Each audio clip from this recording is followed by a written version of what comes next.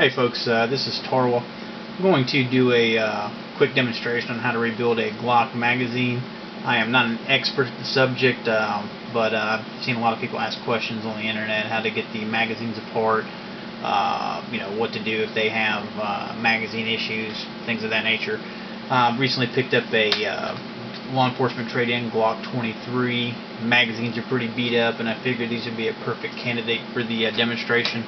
Kit that I'm going to be using today is a Glock Mag Kit 23F. This is the magazine kit for the full metal lined law enforcement style magazines.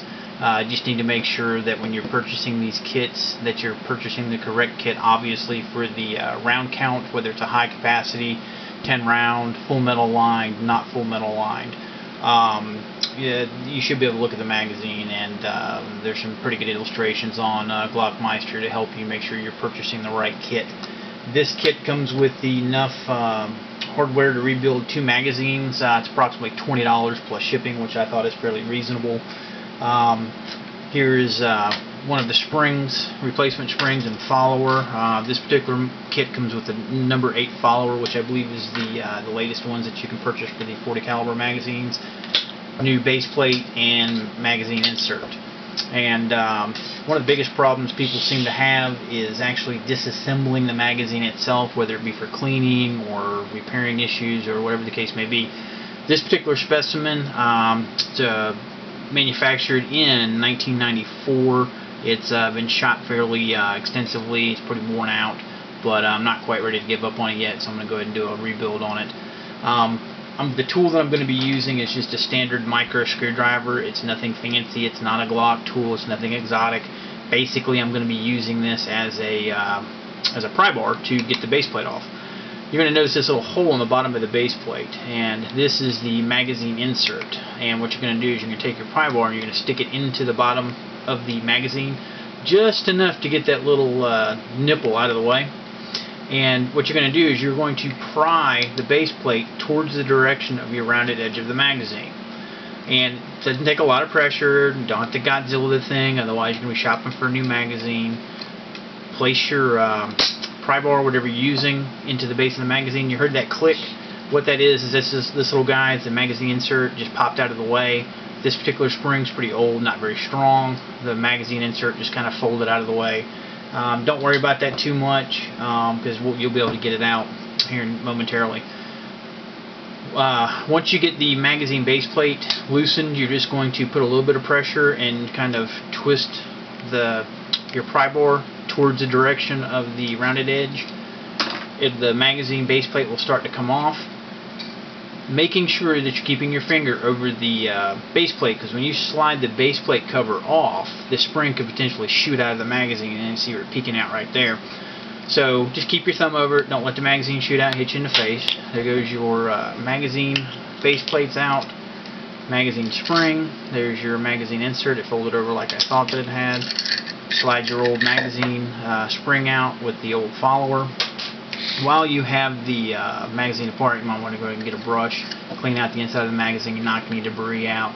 This one's already been cleaned, so won't be demonstrating that in the video. I'm going to take your 2 springs and just give you a quick illustration. Your old magazine spring is considerably shorter than your new one, as you can see. I'm going to put this on there so you can see the whole thing. And I think that the new spring and the new follower is definitely going to help us out. The old follower is a number 4. The new follower is a number 8. And that should help things out dramatically. The magazine follower will pretty much only go into the magazine one way. You're just going to want to make sure that you orientate the follower so the side with the number is at the front of the magazine. It's pretty elementary to do, because if the magazine follower doesn't just slide into the magazine, you're having to force it, you need to stop because you're doing something wrong. As you can see, it literally just slides right in there. Alright, you're going to notice right off that this new magazine spring is considerably longer than the old one, sticking out of the bottom of the magazine. So what you're going to have to do, being careful not to let the spring shoot out and pop you in the face, is you're going to take your magazine insert, place it over the spring. You want to make sure you orientate your magazine insert so that the general shape of the insert is lining up to the general shape of the bottom of the mag. Place the magazine insert over the top of the spring. Compress the spring into the base of the magazine. You want to hold it in just a little bit so you can slide your magazine base plate over the top of the magazine. This part's a little trickier than it looks because if you release the tension off the spring before you get the base plate slid too far or far enough onto the base of the magazine, this whole mechanism will pop out and it's kind of a pain. This is really, in my opinion, the most complicated part of the rebuild, and it's really not that bad. It just takes a little bit of patience to do. Slide your base plate cover over the bottom of the magazine, holding it, and it just popped off, which was bad. This is harder than it looks looking through a camera. Sliding the cover plate over the back of the magazine, holding everything together until it pops into place, and there you have your fully rebuilt magazine that should be ready to go at the range. I will not be carrying this particular magazine until I put probably a couple hundred rounds to it, just to make sure that I have the confidence in it to carry it. I'm sure everything will be fine, but you know, whenever I rebuild something, I like to make sure it proves itself at the range before I let my life depend on it. Hope that helps. If you guys have any questions, just feel free to shoot them my way. And again, I'm not an expert. I just enjoy shooting and I enjoy tinkering stuff. Y'all have a good day. Bye-bye.